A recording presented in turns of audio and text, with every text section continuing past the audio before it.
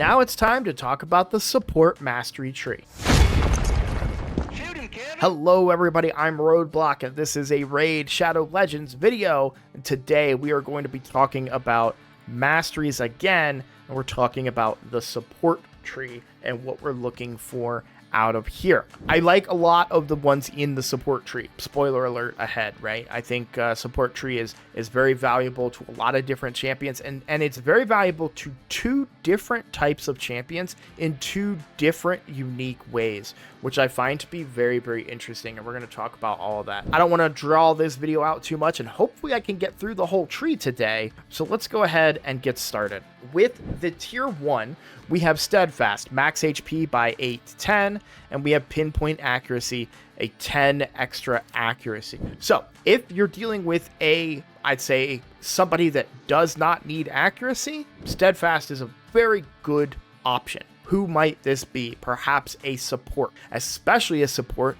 who heals based on their max HP. An extra 800 max HP is going to be an extra percentage of heals. So you're going to be happy to get, right? So yeah, extra HP is always welcome when you're talking about healers that heal off of their own max HP, and it's certainly more viable than accuracy. And you're going to notice that you're going to kind of go in two different directions depending on the approach that you're going for with your supports. So when we go down to tier 2, we have Lay on Hands. Listen up, I just got a new promo link that you can use to follow along with me on my latest free-to-play adventure and get a free Elenaril as well as 3 more powerful epics as you level up. Here's how to do it. Log out of Plarium Play and uninstall. Click the link in the description and register with a brand new email. Launch Raid and complete the tutorial. Go to your inbox and claim your first champ. Don't miss out on your chance to get Elenaril right after signing up, as well as Fayne, Uugo, and Tagoar as you progress through Raid. Click on my link right now and let's crush this together. Increases the value of heals this champion casts by 5%. So notice that one is kind of linked with Steadfast here. Kind of makes sense. You're not going to want necessarily accuracy on a champion who's only placing buffs and healing. So you're going to want them to have more HP, and you're going to increase their healing. Then you have Shield Bearer, increases the value of shield buffs this champion casts by 5%. So if they cast shields, you're going to want this. If they cast heals, you're going to want this. If they do both, you're going to want both, right? Then we go over here. We have Exalt in Death. Heals this champion by 10% of their max HP the first time an enemy is killed in each round. This is probably my least picked one out of this tree. If I've got somebody that provides shields, I'm going Shield Bearer, heals, Lay on Hands. Exalt in Death, it's a little bit of a selfish mastery. They're healing themselves when an enemy dies. And it's one of those situations where if I'm killing an enemy, I hope that I'm killing several enemies, right? And so I'm not really banking on a 10% heal. There are probably niche circumstances, maybe a soloing build where you're dealing with a minion wave, like maybe something in like Spider, for example. But it's also, never mind, disregard all of that because it's first time each round. You can tell I don't think about this very often, right? So yeah, the one time each round, you're going to get 10% HP. This is not worth it. I don't see a scenario really with it being once per round that I would ever go with Exalt in Death. Feel free to let me know in the comments if I'm wrong, but no, that's not one that I tend to go. Then we have Charged Focus. Increases accuracy by 20 when this champion has no skills on cooldown. Now, this is an interesting one. As you can see, I've gone it here on my Arbiter, which really doesn't make a lot of sense for my Arbiter, to be completely honest with you, but why do I say it's an interesting one? Because really, you're only getting that extra accuracy on that first debuff placement, and 20 accuracy isn't necessarily a lot. But accuracy is a difficult stat sometimes to get. If you're going for just a flat-out debuffer, and you're just going speed and accuracy, 20 accuracy is probably not going to make a difference, but I'm not going to say no to it, especially when we're talking about some of the other ones later on in this tree and getting connected to them. It's certainly better than Exalt in Death, and they might not give a shield. So it's of the options, it makes sense on a debuff, plain and simple. But probably only going to be active for the first round, because then you'll other skills will be back on cooldown as you cycle through those abilities. But sometimes that's all you need in something like Arena, right? So yeah, this just makes the most sense for a debuffer because the other two healing ones don't make sense unless they're a debuffer that can also heal. So yeah, charge focus. Okay, on to tier 3. Here we have Healing Savior. Increases the amount of healing and the value of shield buffs placed by this champion by 10% if the target ally has 40% HP or less. Now this may be one that right out the gate, at least, you know, for me, when I read that, I'm kind of like, I don't know how I feel about that. But truth be told, that could be a pretty big deal. An extra 10% of healing when they're below, you know, as 40% or less, if somebody's close to dying. I don't know if you guys have ever had this happen, but maybe you just get a rotation of heads where a couple of heads pop up in a certain order and they're just, you know, maybe you couldn't land your debuffs or something happened and your provoke didn't land or your provoker got eaten, or there's a lot of times things can happen and all of a sudden you've got somebody with a sliver of health. It's really nice when your healer pops them up by a huge, huge chunk. And this is one of the ways that can do that. Likewise with a shield, just to give them an even bigger shield. It's only 10%, and that may seem small, but for a healer build, that seems pretty viable, especially like a pure healer, not one that needs any other abilities. Now we have Rapid Response. Has a 30% chance of increasing the turn meter by 10% when a buff cast by this champion is removed or expires. Rapid Response is really good, right? Especially on a buffer. So, like I said, a pure healer, maybe you go Healing Savior. But if you're looking at just buffs, somebody that brings buffs and a little bit of healing, or a lot of healing, like maybe like Pythion comes to mind just off the jump, then Rapid Response makes sense because those buffs are going to fall off. And when those buffs fall off, you're going to get more turn meter. So, potentially, right? Potentially. Now, be very, very careful. Rapid Response should never be used in a speed-tuned team. And when I say speed-tuned team, I don't mean a rough speed tune. I mean a hard, that everyone has to take their turn in the appropriate order.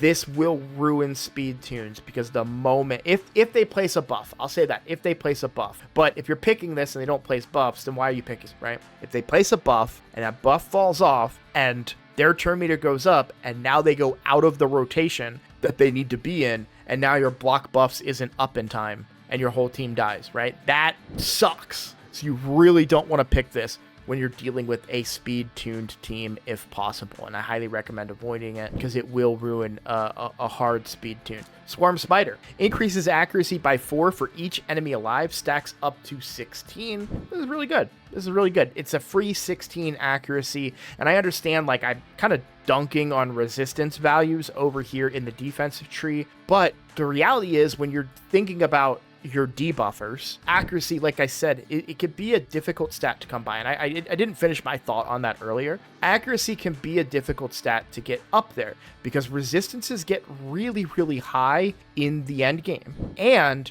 you might want to do a build that avoids sets that actually really benefit your accuracy, which sounds crazy to say, but I'll provide an example for you in a second. So having extra accuracy is great, and really, again, it kind of goes into the realm of, am I going to want Healing Savior if I have a debuffer? And then Arcane Celerity has a 30% chance of increasing the turn meter by 10% when a debuff cast by this champion is removed or expires. So that could be very good if you're dealing with a debuffer. So if it's a pure debuffer, you'll probably want to go with these two. If it's a debuffer and a buffer, you might go Rapid Response and Swarm Smiter, or maybe you just go Rapid Response and Arcane Celerity and just try and give yourself as many opportunities at turn meter as possible because maybe you don't need that 16 accuracy. But accuracy, especially in like nukers that need accuracy, it can be really frustrating to get that. It can be really frustrating to find the amount of accuracy that you need to land your debuffs on a boss or high waves in Doom Tower or even against other waves in Arena. So I tend to go Swarm Smiter. Yeah, there is an opportunity and something to be said for Arcane Celerity and Rapid Response. So one example that I have, if I can find my build on her, because I said I would show you guys. So my Lydia build. So my Lydia is in 9-piece protection. Now, I know I could do 9-piece feral. My feral gear hasn't been as good as my protection that I've been collecting for a long time, but she's only 488 accuracy, and I say only because she needs a certain amount of accuracy to be able to land debuffs in Chimera where I really want to use her. And in order to get the accuracy that I needed to go Charged Focus, I needed to go Swarm Smiter, I needed to go Eagle Eye, right? Which we'll talk about later, but that's 50 accuracy. So I really needed that accuracy. Now, even Swarm Smiter, I really could have used. So, because every little bit counted, because I don't have a perception set. I don't have a feral set. I don't have one piece of feral to give me an extra big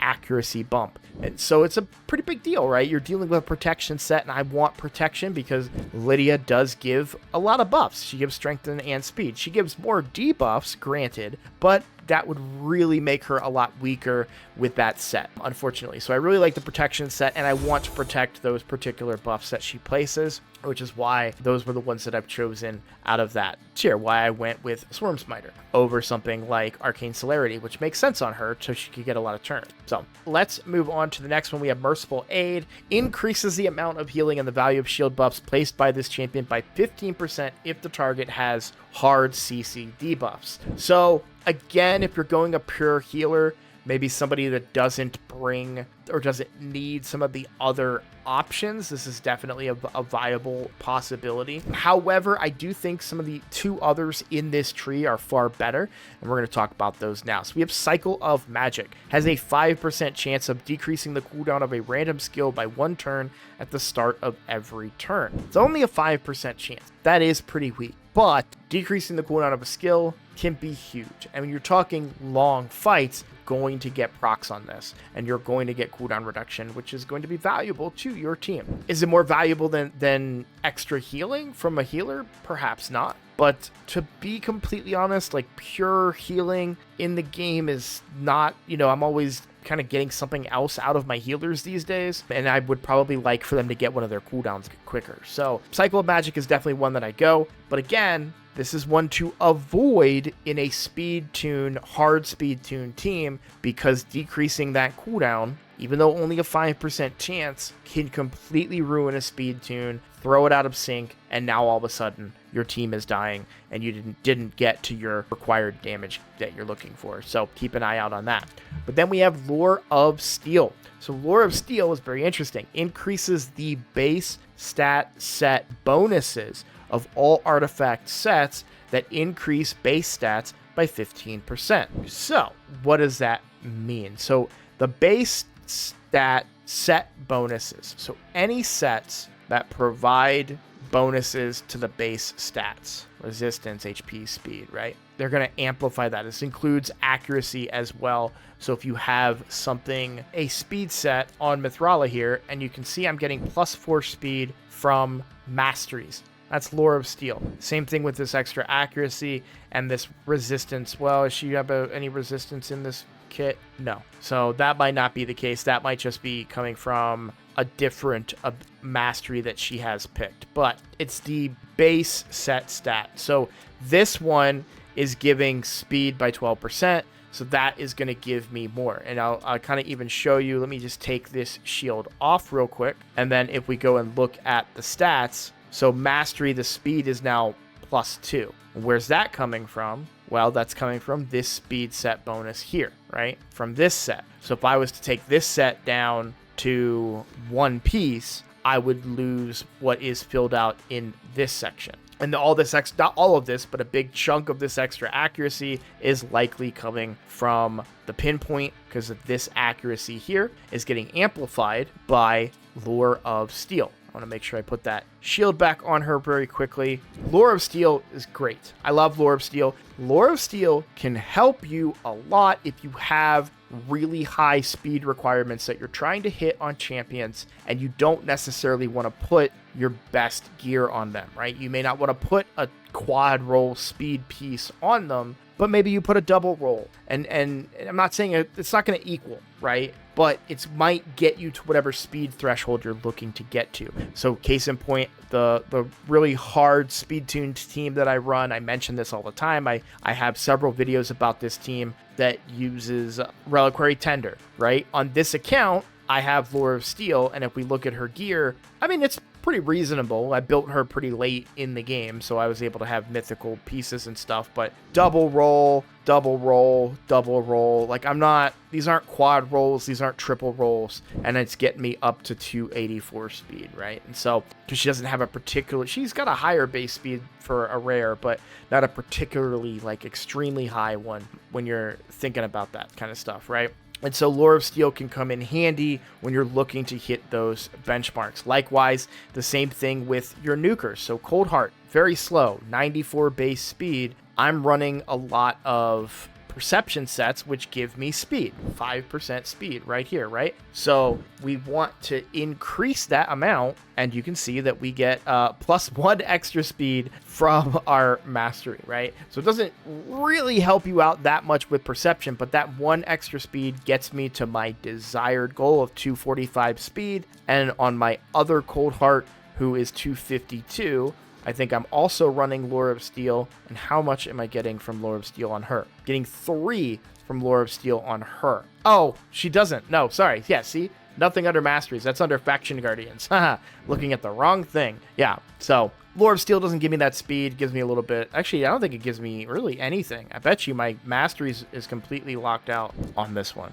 Yeah, I get a little bit of resistance and a little bit of accuracy. I'm wondering, the resistance is probably from this. Yeah, where's the accuracy coming from? I'm curious where I might be getting that accuracy from, because this is not a completed set. This perception set is not completed. Oh, that's probably just pure. That's probably 10 accuracy just right here. Yeah. So you can kind of see where it's coming from, right? Yeah, there's that 10 accuracy right there. So, okay. So yeah, we're not really getting any benefit out of Lore of Steel because we don't have a set. And that's what's very important. The only set that we actually have, technically we have 2 sets. Set bonus, right, is I've got Slayer set bonus and a protection set bonus. So those are the only set bonuses that I have here. And this set bonus being crit rate, I don't think it works on crit rate. I could be wrong. Absolutely could be wrong. It does, because instead of getting 5% crit rate, I'm getting 6% crit rate. So I'm getting 5% crit rate from Masteries here, and then I'm getting an extra 1% because this crit rate is being amplified by 1%, because this gives me 5% crit rate as well. So, okay, cool. Good to know. We're learning stuff too while I'm talking here, which is really good, right? So let me know in the comments if I'm wrong about that. That's the only way that I can interpret that. So I could be completely wrong, and she's getting another 1% from something else I'm unaware of, but I don't know how it would be mastery related other than Lore of Steel. So love Lore of Steel. That's why I'm talking so much about it. I really want to make sure you guys know what it can do. And now we have Evil Eye. Decreases the target's turn meter when this champion hits them with the default skill for the first time. Decreases the turn meter by 20% with single target skills and by 5% with AoE skills. Evil Eye is something that I do think you're going to see. It's a frustrating one to deal with, and it can frustrate the hell out of enemy teams quite often. And what do I mean by that? Well, I actually run Evil Eye on my Arbiter, and the reason that I do that is because Arbiter is fast, and she cycles back to her abilities very quickly. And quite often, when she cycles back, she gets a chance to use an A1. And you would be surprised at how many times that I get to A1 with my Arbiter, who has very low accuracy of 184, but happens to get through champions who don't run resistance. And she can land with her A1 that's a double hitter. We can land that Evil Eye. The double hitter part doesn't mean anything. Sorry about that. But we can land that Evil Eye and decrease the turn meter by 20% and allow my slightly slower Armands to go before the enemy Armands. You'd be surprised at how often I do this when I'm manualing a fight and I just A1 with Arbiter, and I just say, oh yeah, because I know I have Evil Eye, and I say, cool, I'm going to A1 with the Arbiter. We're going to decrease that turn meter by a smidge, enough for my Armands to go, and now, oh, there goes all your turn meter, and you're stunned, and I polymorph the support or a stone skin off, blah, blah, blah, right? And so, yeah, I actually like Evil Eye quite a bit on very specific champions where other abilities other masteries might not make as much sense for what you're trying to do. So I do think it's worth a big consideration, but really understand what it does. Is it only one hit? Yes. Is it only the first Is it their default skill, which some champions might take 2 different abilities to get to? Yes. And so one that I really like when I'm manualing a fight, and there's even niche times that this could come in handy. Don't get this one twisted, because it can be kind of tricky to really get value out of on something like Fire Knight, because your first hit, he's just going to resist it because he's going to have his shield up. So it'll be blocked. The turn meter reduction will be blocked because his shield is up. So it really isn't going to give you that extra value that you might want to get on Fire Knight. But in other areas, like think of Dark Fae, that extra turn meter reduction might really help you out and prevent and give time for your other turn meter reductions